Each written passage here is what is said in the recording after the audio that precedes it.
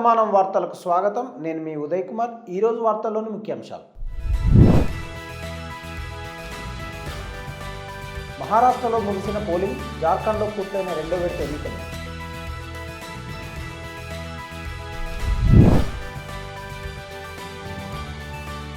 వివాహ బంధానికి వీడుకోలు పలికిన ప్రముఖ సంగీత దర్శకుడు ఏఆర్ రెహమాన్.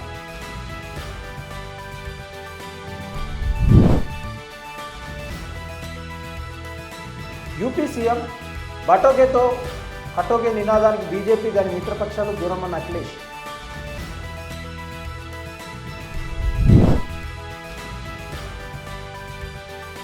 కాంట్రాక్ట్ ఉద్యోగుల రెగ్యులరైజేషన్పై తెలంగాణ హైకోర్టు కీలక తీర్పు.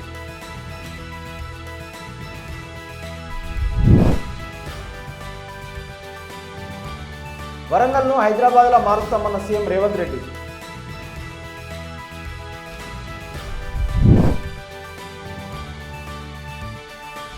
హైదరాబాద్లో కల్తీ అల్లం వెల్లుల్లి పేస్టును స్వాధీనం చేసుకున్న టాస్క్ ఫోర్స్ పోలీసులు.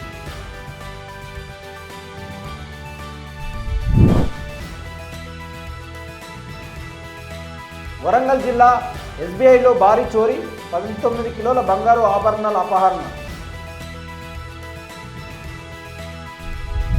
మహారాష్ట్ర అసెంబ్లీ ఎన్నికల పోలింగ్ నేడు ముగిసింది. శాసనసభలోని 288 నియోజకవర్గాలకు ఒకే విడతలో ఎన్నికలు పూర్తయ్యాయి. మహారాష్ట్రలో బీజేపీ, శివసేన, షిండే, ఎన్సీపీ, అజిత్ పవార్ల కూటమి, మహాయుతి, కాంగ్రెస్, శివసేన, ఉద్ధవ్, ఎన్సీపీ, ఎస్పీల కూటమి, మహావికాస్ ఆఘాడి మధ్య హోరాహోరీ పోరు జరుగుతుంది. మహాయుతి కూటమిలోని బీజేపీ 149, శివసేన 81, ఎన్సీపీ 59 స్థానాలలో పోటీ చేస్తుండగా ఎంవీఏలో Congress 101, Shivsena, Uddhav party 95, NCP, SP party 86 చోట్ల బరిలో ఉన్నాయి. లోక్సభ ఎన్నికల్లో మహాయుతి కూటమి దారుణంగా దెబ్బతింది. అయితే ఈసారి ఫలితాలు తమకే అనుకూలంగా ఉంటాయని, అధికారం నిలబెట్టుకుంటామని ధీమా వ్యక్తం చేస్తుంది. కానీ శివసేన, ఎన్సీపీలను చీల్చడం వారికి ప్రతికూలంగా మారింది. ఇది సానుభూతిగా మారి మహావికాస్ అఘాడికి లబ్ధి చేకూరుతుందని భావిస్తున్నారు.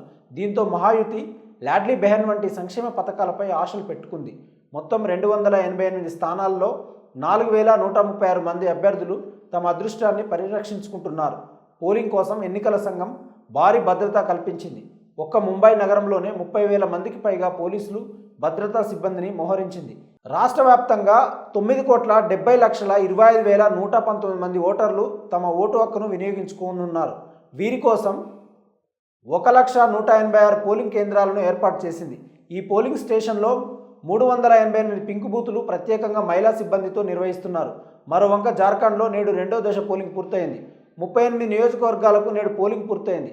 అటు యూపీలోని 9, పంజాబ్లోని 4, కేరళలోని 1 అసెంబ్లీ స్థానానికి నేడు ఉప ఎన్నిక జరుగుతోంది. మహారాష్ట్ర, జార్ఖండ్తో పాటు ఈ ఉప ఎన్నికల ఓట్ల లెక్కింపు 23న చేపడతారు. ఆస్కార్ అవార్డు గ్రహీత ప్రముఖ సంగీత దర్శకుడు ఏఆర్ రెహమాన్, అతని భార్య సైరా బాను తమ 29 సంవత్సరాల వివాహ బంధానికి ముగింపు పలుకుతున్నట్లు ప్రకటించారు. ఈ మేరకు సైరా బాను లాయర్ వందనా షా మంగళవారం రాత్రి కీలక ప్రకటన విడుదల చేశారు.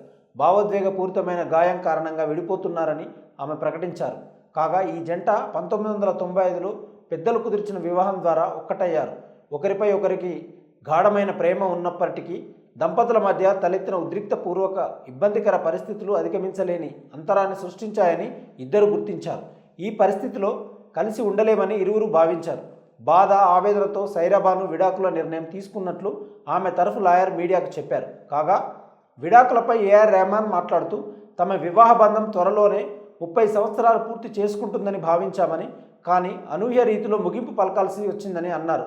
పగిలిన హృదయాలు దైవాన్ని కూడా ప్రభావితం చేస్తాయని, అవి తిరిగి అతుక్కోవని రెహమాన్ వ్యాఖ్యానించారు. కఠిన పరిస్థితుల్లో తమ వ్యక్తిగత గోప్యతను అర్థం చేసుకుంటారని భావిస్తున్నామంటూ ఎక్స్ వేదికగా ఆయన ప్రకటన విడుదల చేశారు. విడాకుల విషయంపై వారి పిల్లలు ఖతీజా, రహీమా, అమీన్ స్పందిస్తూ సోషల్ మీడియాలో పోస్టులు పెట్టారు. మా తల్లిదండ్రుల విడాకుల విషయంలో మీరందరూ గోప్యత పాటించి గౌరవంగా వ్యవహరించారు. అందుకు మీ అందరికీ చాలా ధన్యవాదాలంటూ సామాజిక మాధ్యమం ఎక్స్లో పోస్టు చేశారు. కాగా రెహమాన్ దంపతులు 1995లో పెళ్లి చేసుకున్నారు. దాదాపు 29 ఏళ్లు కాపురం చేశారు. ఉత్తరప్రదేశ్ ముఖ్యమంత్రి యోగి ఆదిత్యనాథ్ బటోగేతో కటోగే నినాదానికి బీజేపీ దాని మిత్రపక్షాలు దూరం కావడం ప్రారంభించాయని సమాజ్వాదీ పార్టీ అధినేత అఖిలేష్ యాదవ్ అన్నారు. హిందువులు ఐక్యంగా ఉండాలన్న పిలుపులో ఆదిత్యనాథ్ ఇచ్చిన నినాదం రాజ్యాంగ విరుద్ధం, దేశ చరిత్రలో అత్యంత ప్రతికూలమైనదని అఖిలేష్ పేర్కొన్నారు. యూపీ సీఎం నినాదం బ్రిటిష్ వారు విభజించు పాలించు విధానం లాంటిది. బ్రిటిష్ వారు విడిచిపెట్టారు, కానీ వారి ఆలోచనలు బీజేపీ నేతలు ముందుకు తీసుకెళ్తున్నారని అఖిలేష్ అన్నారు. బటోగేతో కటోగే అనేది దేశ చరిత్రలో రాజ్యాంగ విరుద్ధమైన నినాదం. బీజేపీ నాయకులు, ఆ పార్టీ మిత్రపక్షాలు ఆ నినాదానికి దూరంగా ఉన్నారని అఖిలేష్ అన్నారు. ఎవరైనా ఆలోచనలు మాటల ద్వారా యోగి ఆపుతారని, కానీ తను వేసుకున్న దుస్తుల ద్వారా మాత్రం కాదని యూపీ సీఎంను ఉద్దేశించి అఖిలేష్ వ్యంగ్యంగా వ్యాఖ్యానించారు. ప్రస్తుతం జరుగుతున్న ఉప ఎన్నికల్లో బీజేపీ ఘోర పరాజయాన్ని చవిచూడాల్సి వస్తుందని, ప్రజలు ఓటు వేసేందుకు వెళ్లకుండా ప్రభుత్వం అధికార దుర్వినియోగం చేస్తుందని అఖిలేష్ విమర్శించారు. జిల్లా కలెక్టర్లను బీజేపీ జిల్లా అధ్యక్షులుగా పనిచేసేలా ప్రభుత్వం వ్యవహరిస్తుంది. ప్రజలను ఓట్లు వేయకుండా ఆపేందుకు బీజేపీ అధికార దుర్వినియోగం చేస్తుంది. ఇది ప్రజల ఓటు హక్కుపై దాడి. రాజ్యాంగ సంస్థలకు బీజేపీ రంగు పులుముతున్నారని ఆయన ఆరోపించారు. ఉపాధి కల్పన బీజేపీ ఎజెండాలో లేదని ఆరోపించిన ఆయన రిజర్వేషన్ ప్రయోజనాలను లాక్కోవడానికి అధికారిక పార్టీ కుట్ర పన్నుతుందని ఆరోపించారు. యువతకు ఉద్యోగాలు ఇవ్వడం ఇష్టం లేని ప్రభుత్వం కుట్రపూరితంగా రిజర్వేషన్లు లాక్కొని రాజ్యాంగ వ్యతిరేక పనులకు పాల్పడుతుందని మండిపడ్డారు. బీజేపీ విధానాలు యువజన రైతు వ్యతిరేకమని అఖిలేష్ విమర్శించారు. కాంట్రాక్ట్ ఉద్యోగులను గత ప్రభుత్వం క్రమబద్ధీకరించడంపై తెలంగాణ హైకోర్టు కీలక తీర్పు వెలువరించింది. ఇప్పటికే రెగ్యులర్ అయిన 6,000 కాంట్రాక్ట్ ఉద్యోగులకు తొలగించవద్దని రేవంత్ రెడ్డి ప్రభుత్వానికి తెలంగాణ హైకోర్టు స్పష్టం చేసింది. ఇక ముందు భర్తీ చేసే ఉద్యోగాలన్నీ చట్ట ప్రకారం నిర్వహించాలని హైకోర్టు తన ఆదేశాల్లో వెల్లడించింది. ఇక నుంచి కాంట్రాక్ట్ ఉద్యోగులను రెగ్యులరైజ్ చేయకుండా ప్రభుత్వ ఉద్యోగాలన్నీ నోటిఫికేషన్ల ద్వారా భర్తీ చేయాలని తన ఆదేశాల్లో హైకోర్టు పేర్కొంది. కాంట్రాక్ట్ ఉద్యోగులను రెగ్యులరైజ్ చేయడాన్ని నిరుద్యోగులు హైకోర్టులో సవాల్ చేశారు. ఈ నేపథ్యంలో హైకోర్టు స్పందించాల్సి వచ్చింది. తెలంగాణలో గత బీఆర్ఎస్ ప్రభుత్వం కాంట్రాక్ట్ ఉద్యోగుల సేవల్ని గుర్తించి వారి ఉద్యోగాలు రెగ్యులరైజ్ చేయడానికి సెక్షన్ 10A ప్రకారం జీవో 16 తీసుకొచ్చింది. దీని ప్రకారం కాంట్రాక్ట్ ఉద్యోగులను కేసీఆర్ ప్రభుత్వం పర్మనెంట్ చేసి దాదాపు 6,000 కుటుంబాల్లో వెలుగులు నింపింది. అయితే నియామక పరీక్షలు నిర్వహించి ఖాళీలను భర్తీ చేయాలి, కానీ నేరుగా వారిని రెగ్యులరైజ్ చేయడం రాజ్యాంగ విరుద్ధమంటూ దాఖలైన పిటిషన్లను ధర్మాసనం విచారించింది. ఈ మేరకు ప్రభుత్వ ఉద్యోగ నియామకాలు పారదర్శకంగా ఎంపిక ద్వారా జరగాలి, కాబట్టి కాంట్రాక్ట్ ఉద్యోగులను పర్మనెంట్ చేయడం తప్పు అని కోర్టులో కొంతమంది నిరుద్యోగులు సవాల్ చేశారు. కాంట్రాక్ట్ ఉద్యోగులు 2009 నుంచి పనిచేస్తున్నారని, వారి సేవలను దృష్టిలో ఉంచుకొని ప్రభుత్వం వారిని క్రమబద్ధీకరించిందని ధర్మాసనం పేర్కొంది. కాంట్రాక్ట్ ఉద్యోగులందరూ 2009లో వివిధ విభాగాల్లో నియమితులయ్యారని తెలిపింది. ఈ దశలో వారిని సర్వీస్ నుంచి తొలగిస్తే తీవ్ర ఇబ్బందులు పడాల్సి వస్తుందని కోర్టు వ్యాఖ్యానించింది. హైదరాబాద్తో సమానంగా వరంగల్ను అభివృద్ధి చేయడానికి తమ ప్రభుత్వం కృత నిశ్చయంతో ఉందని ముఖ్యమంత్రి రేవంత్ రెడ్డి అన్నారు. మంగళవారం ఇందిరాగాంధీ జయంతిని పురస్కరించుకొని తెలంగాణ రాష్ట్రంలో 4 విమానాశ్రయాలను అభివృద్ధి చేసేందుకు ప్రతిపాదనలు సిద్ధంగా ఉన్నాయని సీఎం తెలిపారు. కాంగ్రెస్ ప్రభుత్వం అధికారంలోకి వచ్చి ఏడాది పూర్తయిన సందర్భంగా ఏర్పాటు చేసిన ప్రజాపాలన విజయోత్సవాలు మహాసభ సందర్భంగా సీఎం ఈ అంశాలను ప్రకటించారు. పొరుగున ఉన్న ఆంధ్రప్రదేశ్, మహారాష్ట్రాలలో 1 కంటే ఎక్కువ విమానాశ్రయాలు ఉన్నాయని ఆయన అన్నారు. గత బీఆర్ఎస్ 10 ఏళ్ల పాలనలో విమానయాన రంగాన్ని కూడా పట్టించుకోలేదని సీఎం ఆరోపించారు. వరంగల్ నగరంలో భూగర్భ డ్రైనేజీ వ్యవస్థ ORRను తీసుకొస్తామని రేవంత్ రెడ్డి చెప్పారు. రైతు రుణమాఫీ అయినా, మూసీ పునర్జీవన పథకం అయినా బీఆర్ఎస్ ప్రతి దశలోనూ తమ ప్రభుత్వానికి అడ్డంకులు కలిగిస్తుందని రేవంత్ రెడ్డి ఆవేదన వ్యక్తం చేశారు. దురదృష్టవశాత్తు బీజేపీ కూడా గులాబీ పార్టీని అనుసరిస్తుందని ఆయన అన్నారు. ప్రజలు తమపై ఉంచిన విశ్వాసం వల్లే రాష్ట్రంలో కాంగ్రెస్ అధికారంలో ఉందని, ఎన్ని కష్టాలు ఎదురైనా వారి ఆకాంక్షలను నెరవేర్చే బాధ్యత తమపై ఉందని సీఎం అన్నారు. మాజీ సీఎం కేసీఆర్ అసెంబ్లీకి హాజరు కాకపోవడంపై సీఎం తీవ్ర అభ్యంతరం వ్యక్తం చేశారు. ఫామ్ హౌస్లో పడుకొని ఆయన కుట్రలు పన్నుతున్నారని, తనకేమీ తెలియదని అనుకుంటున్నారని అన్నారు. కేసీఆర్కు దమ్ముంటే అసెంబ్లీకి హాజరై చర్చల్లో పాల్గొనాలని రేవంత్ రెడ్డి అన్నారు. కేసీఆర్ తన తప్పులను ఎత్తి చూపితే లేదా సానుకూల సూచనలు ఇస్తే సరిదిద్దడానికి ప్రభుత్వం సిద్ధంగా ఉంది, కానీ కుట్రలకు ప్రయత్నిస్తే తాము సహించమని ఆయన అన్నారు. ప్రధాని నరేంద్ర మోదీని తెలంగాణ ద్రోహి అని పేర్కొన్న సీఎం పార్లమెంటు వేదికగా తెలంగాణను ప్రధాని అవహేళన చేశారని రేవంత్ రెడ్డి అన్నారు. కాదేది కల్తీకి అనర్వం అన్నట్లుగా ప్రతి ఒక్కదాన్ని కల్తీ చేసేస్తున్నారు. ప్రజల ప్రాణాలతో చెలగాటమాడుతున్నారు. అయితే తాజాగా హైదరాబాద్ నగరవాసులు ఉలిక్కి పడేలా చేసే కల్తీ భాగోతం బయటపడింది. ఏకంగా మనం వంటలో ఉపయోగించే అల్లం, వెల్లుల్లి పేస్ట్ను కల్తీ చేసేశారు. ఈ మేరకు హైదరాబాద్ కాటేదాన్ ప్రాంతంలోని కల్తీ అల్లం, వెల్లుల్లి పేస్టును తయారు చేస్తున్న 2 కర్మాగారాలపై టాస్క్ ఫోర్స్ పోలీసులు దాడి చేశారు. ఈ దాడుల్లో ఏకంగా 1500 కేజీల పేస్టును ఫుడ్ సేఫ్టీ అధికారులు సీజ్ చేశారు. మరో 4.5 లక్షల రూపాయల మెటీరియల్ను స్వాధీనం చేసుకున్నారు. ఈ ఘటనలో పోలీసులు మొత్తం 8 మందిని అరెస్ట్ చేశారు. కంపెనీ యజమాని మహమ్మద్ షకీల్ అహ్మద్ పరార్లో ఉన్నట్టు పోలీసులు తెలిపారు. తక్కువ ధరకు దొరికే కెమికల్స్ను ఉపయోగించి అల్లం వెల్లుల్లి పేస్ట్ను తయారు చేస్తున్నట్టు పోలీసులు వెల్లడించారు. అల్లం వెల్లుల్లి పేస్టు తయారులో సిట్రిక్ యాసిడ్తో పాటు మరికొన్ని కెమికల్స్ను ఉపయోగిస్తున్నట్లు పోలీసులు దర్యాప్తులో బయటపడింది.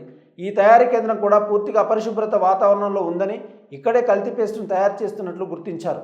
కెమికల్స్ ఉపయోగించి తయారు చేసిన ఈ పేస్టును కొన్ని రోజుల పాటు ప్లాస్టిక్ డబ్బాలలో నిల్వ చేశారని, ఫలితంగా వాటి మీద పురుగులు తిరుగుతూ కనిపించాయి. వాటిని కనీసం తొలగించకుండానే ప్యాకెట్లలో ప్యాక్ చేసి దేశవ్యాప్తంగా వీళ్లు సప్లై చేస్తున్నట్లు పోలీసుల విచారణలో బయటపడింది. ఈ మొత్తం వ్యవహారం టాస్క్ ఫోర్స్ దాడులు హైదరాబాద్లోని కర్మాగారాల్లో కఠినమైన నిబంధనల క్రమం తప్పకుండా తనిఖీలు చేయవలసిన అవసరాన్ని వెలుగులోకి తెచ్చాయి.